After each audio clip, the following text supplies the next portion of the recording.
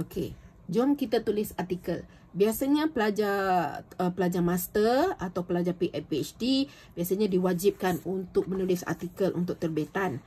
Jadi saya boleh ajar serba ringkas ya bagaimana kita nak tulis artikel yang baik yang boleh kita terbitkan.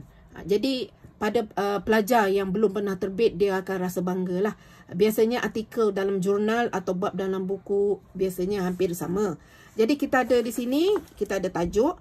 Tajuk mestilah yang menarik ya, menarik sehingga orang nak baca artikel kita. Kita sertakan abstrak. Abstrak kita terpulang kepada jurnal tersebut yang mempunyai berapa patah perkataan, kadang-kadang 250 hingga 300.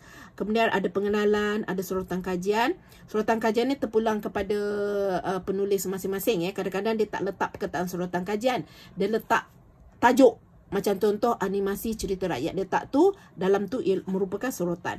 Kemudian ada metodologi, keputusan dan perbincangan, kesimpulan dan rujukan. Bukan bibliografi dah, ia rujukan. Jadi dalam yang ini kita mula kita fokus kepada tajuk. Tajuk tu kenalah menarik. Biasanya tajuk tu kalau jurnal ke artikel ke biasanya tak boleh lebih daripada 20 patah perkataan. Jadi abstrak ini kita kalau tulis dalam bahasa Melayu, kita tulis abstrak bahasa Melayu disertakan dengan abstrak bahasa Inggeris supaya ia lebih jelas. Dalam abstrak ini kita akan letak macam contohnya ayat lebih kurang 5 ayat, 4 atau 5 ayat, macam ayat mukadimah lah ni. Mukadimah ni contohnya kita letak seperti latar belakang dan juga masalah yang dihadapi lah. Masalah kajian sehingga timbulnya kita nak buat yang ini. Ayat ini diikuti dengan ayat objektif. Kemudian ada metodologi. Metodologi ini kita kena letaklah kalau ada sampel dan seterusnya lah, lokasi kita ada sampel. Kalau tak ada, tak payah letak. Macam tu. Lokasi, kemudian semualah sehinggalah ke teori.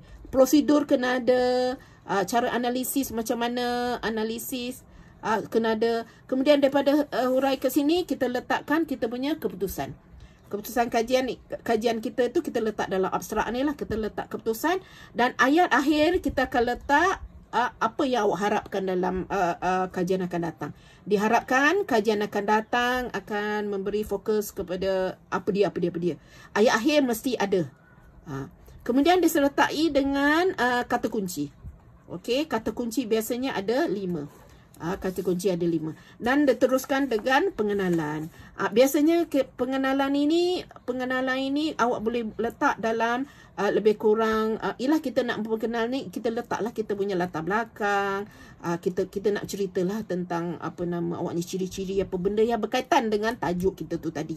Jadi pengenalan ni kadang-kadang awak letak dalam satu perenggan. Ini agak penting ya, kerana ada jurnal yang dia sangat peraturan dia sangat ketat ya. Pengenalan ni ada orang letak dalam bentuk sorotan pula dalam tu. Jadi itu yang kena reject. Jadi terpulang kepada judul yang ada lah, terpulang baca balik apa arahan yang diberi. Jadi satu perenggan ni letak macam latar belakang tersebut. Kemudian masuk yang sorotan. Jadi ini satu perenggan ya. Sorotan tu tadi macam saya kata, awak boleh letak perkataan sorotan kajian ataupun awak boleh letak tajuk dia. Macam contohnya animasi cerita rakyat. Boleh antara dua. Jadi sorotkan. Yang ini awak letak dalam 4 perenggan. Okey, letak dalam 4 perenggan yang mempunyai sorotan kajian 5 tahun ke belakang sahaja. Okey, 5 tahun ke belakang. Dan juga perlu kritis. Jangan macam saya ajar dalam bab 2, kalau tak kritis kan dia berdiri dengan dia sendiri je. Tak boleh macam tu. Maknanya letak yang kritis. Maknanya bila huraian dalam satu perenggan tu ada satu nama, kemudian sokonglah dengan kajian-kajian yang lain. Selari ke, hampir sama ke, sokong ke, letak kat situ. Juga letak yang negatif juga. Ya, seperti kajian ini, orang kata apa, kajian oleh Normaliza Abdul Rahim 2019, dia dapati orang kata tidak setuju dengan kajian yang dijalankan oleh ni. Letakkan kenapa dia tak setuju tu. Boleh, kena. Itu namanya kritis. Mencari persamaan dan perbezaan. Okey. Ini dah 4 perenggan dah. Kemudian kita masuk sebelum habis jadi pada sorotan kajian itu, ada ayat objektif. Ayat objektif ya, bukan satu subtopik. Biasanya ayat sahaja. Dalam satu ayat, iaitu justru kajian ini ialah justru daripada sorotan masalah kajiannya. Semua sini ada jurang penyelidikan ya. Dalam sini semua ada jurang penyelidikan. Jadi justru kajian ini ingin mengenal pasti dan membincangkan apa dia. Satu ayat je. Jadi ini satu ayat. Iaitu selepas sorotan kajian. Maknanya ini dah perenggan lain. Ini perenggan baru. Jadi ini perenggan lain lah. Okey, perenggan lain. Jadi perenggan tu ada satu je ayat. Ya. Kemudian terus masuk tajuk metodologi. Metodologi ni awak kena lengkapkanlah semua yang ada dekat dalam metodologi awak huraikan. Awak kena huraikan macam sebiji yang ada sebiji dalam tesis lah. Ada sampel, ada lokasi, ada prosedur, ada analisis, ada bahan. Kalau misalnya ada bahan tu, awak kena letak pula sinopsis bahan. Ialah sinopsis novel contohnya, sinopsis cerpen contohnya, sinopsis apa saja. Cerita kerana adalah, ni semua ada. Jadi ini ada prosedur, ini ada analisis. Ini awak boleh rujuk balik dalam bab metodologi penulisan tesis, letak kat dalam ni. Kemudian barulah masuk tajuk keputusan dan perbincangan. Jadi keputusan dan perbincangan ini, yang ini tadi teori pun ada ya. Dalam metodologi, keputusan perbincangan ini dia punya subtajuk kenalah, kalau misalnya ikut teori, subtajuk mesti mengikut teori lah.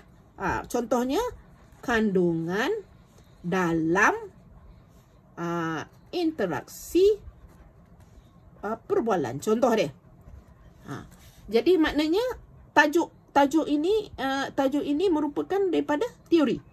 Lepas tu adalah lagi konteks dalam interaksi perbualan. Andaian dalam interaksi perbualan. Begitu. Jadi adalah di situ. Huraian dia dalam ni samalah macam huraian bab 4. Tak ada masalah. Jadi yang ini terpulanglah kepada dia punya perenggan terpulang pada teori awak pilih. Kita ada banyak teori. Saya bagi teori yang analisis wacana ni teori yang saya ingat sekarang. Ada banyak lagi teori kejuruteraan lain, teori sains lain, teori ekonomi lain, teori kebentuk lain. Jadi berbeza. Okey. Jadi akhirnya kita lepas habis keputusan perbincangan, kita ada rumusan. Kalau kita tengok dekat sini ya, sebelum kesimpulan tu, sebab kita ada nak rumuskan keputusan dan perbincangan, kita ada rumusan. Rumuskan dalam satu perenggan. Serupa juga dalam bab 4 tesis kita rumuskan, kita kena sokong kajian yang atas tadi. Dekat sorotan. Kita ada yang ada dalam tesis lah. Maknanya yang ada dalam tesis. Dalam artikel. Okey, atas tadi. Yang kita ni. Yang ada dalam ni. Okey, dalam ini. Jadi sokong. Sokong itu kemudian sokonglah teori. Sama, cara penulisan dia sama. Dengan cara penulisan nak buat rumusan dalam bab 4. Kemudian akhirnya kesimpulan. Okey, dalam kesimpulan ni, dalam ini saya dah jelaskan apa yang sepatutnya ada dalam kesimpulan. Okey, dalam kesimpulan ni menjelaskan, memberi manfaat, pula menjelaskan manfaat yang diperoleh daripada keputusan kajian. Maknanya awak jelaskan manfaat kepada siapa. Keputusan yang kita dapat ni, kita ni manfaat kepada siapa. Awak jelaskan tiap-tiap satu dalam satu perenggan. Okey, kemudian ayat akhir. Kesimpulan itu tadi, ini samalah yang dengan awak manfaat ni tadi, memberi manfaat kepada siapa dalam kesimpulan.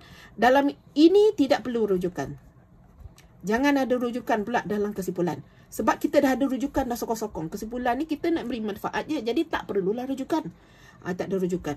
Kemudian ayat akhir dalam kesimpulan, ayat akhir tadi, kita letaklah diharapkan kajian akan datang. Ingat tak yang ayat saya cakap tadi? Ayat tu ada dalam abstrak. Diharapkan kajian. Janganlah copy paste, ubahlah sikit ayat dia. Ada dalam abstrak, iaitu diharapkan kajian akan datang akan memberi fokus kepada lirik lagu cerita rakyat. Contoh dia. Jadi ada kaitan lah. Ini macam cadangan kita. Cadangan akan datang kita. Inilah kita masuk dalam ayat akhir ni. Jadi dalam ini terpulang sebenarnya kepada jurnal atau bab dalam buku. Jumlah perkataan biasanya 5,500. Ada yang orang kata apa?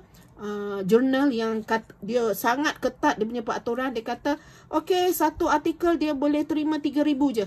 Jadi jangan lebih. Kalau lebih biasanya disuruh bayar. Itu pulang kepada jurnal. Ada jurnal dia kata, okey, perlu 10,000. Ikut je lah patah perkataan dia. Okey, ada jurnal dia punya subtopik ni. Subtopik ini berbeza.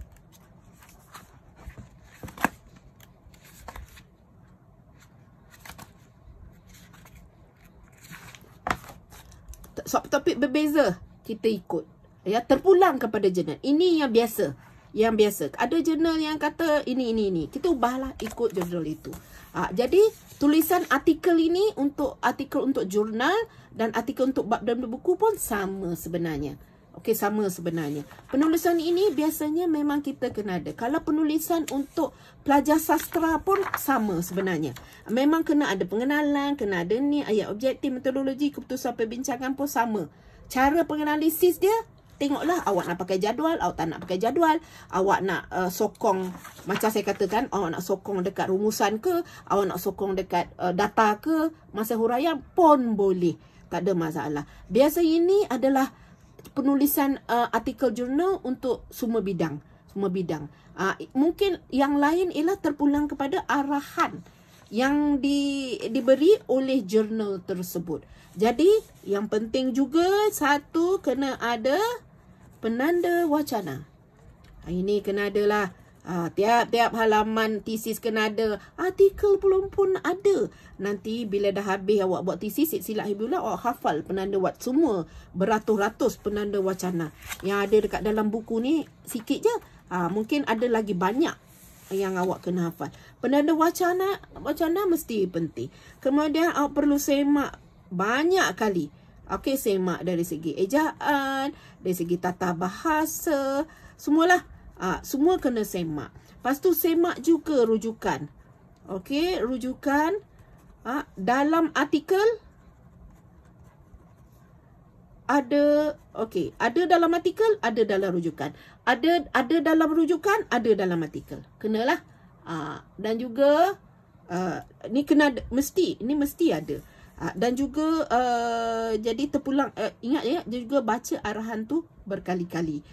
Dan juga yang penting macam saya kata tadi, kalau tajuk artikel tu tak menarik, orang pun tak nak baca. Kata kunci tu penting kerana di sinilah kalau kita type dekat Google, perkataan tu keluar, kadang-kadang artikel tu seluruh artikel akan keluar. Jadi cari, kena pastikan semua kepentingan yang penting-penting ini semua ada dalam artikel awak. Kena ada dalam artikel. Kalau lihat di sini, okey, lupa saya. Serupa juga dalam ini, kena 70% rujukan terkini. Okey. Jumlah semua artikel, semua rujukan. Ini jumlah 5 tahun ke belakang. Darab 100. Sama dengan mesti 70%. Kena 70%. Dan juga kebanyakan artikel lah, semua artikel, pastikan tahun yang awak hantar artikel itu, contohnya 2020, artikel yang 2020 ni mesti ada sekurang-kurangnya 3. Mesti ada. Tahun terkini tu mesti ada 3. Janganlah misalnya awak hantar artikel tu 2020-nya artikel rujukan 1 pun tak ada. Tak boleh. Kena ada. Jadi jumlah tu kena kali 70%. Dalam 70% ni ada sekurang minima 3 artikel yang tahun itu. Tahun yang hantar. Tahun terkini lah. Maknanya tahun, kalau 2020 lah maksudnya. Okey. Saya rasa kalau misalnya buat artikel ni sebenarnya tak susah. Sebab kajian yang awak daripada tesis tu sebenarnya awak boleh ambil, ubah ayat dia, jadikan artikel. Sebab kita ni sebagai penyelidik, kita kutip data. Kadang-kadang data tu berlebih-lebih.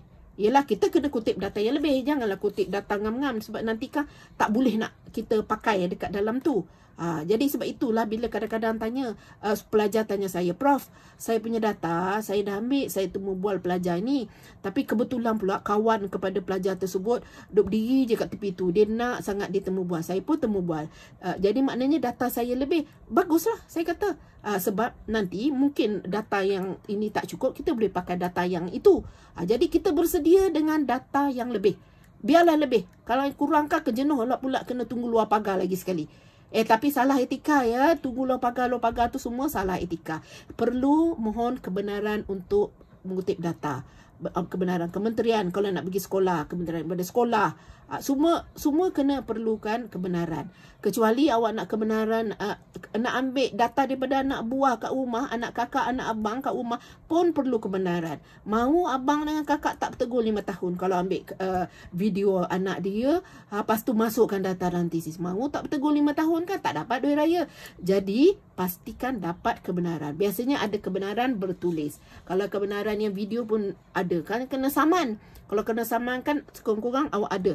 Ini dia sebenarnya kebenaran saya dapati. Ataupun kalau misalnya dia kata mana kebenaran awak? Awak disaman ni 250,000 sebab tak berkebenaran awak temubual pekerja saya daripada syarikat holding mana-mana.